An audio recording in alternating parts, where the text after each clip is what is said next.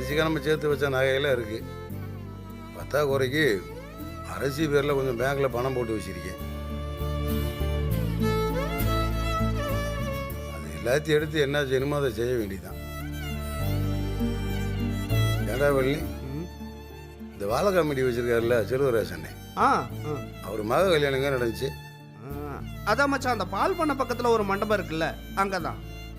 இல்லை, அது கூட நல்ல மண்டபம் தான்றா. அது இல்லாமல் அந்த மண்டபத்து ஓனர் நம்ம செல்வராசனுக்கு நல்லா தெரிஞ்சவர் தான்டா. பேசாமல் அந்த மண்டபத்தை விசாரித்து புக் பண்ணிடுவோமா? விசாரிக்கலாம் மச்சான், விசாரிக்கலாம். ம். அப்புறம் கோமதி, நாளைக்கு பேங்க்குக்கு போகணும், நீயும் கூட வர வேண்டியது இருக்கும். சரி வரேங்க. ம்.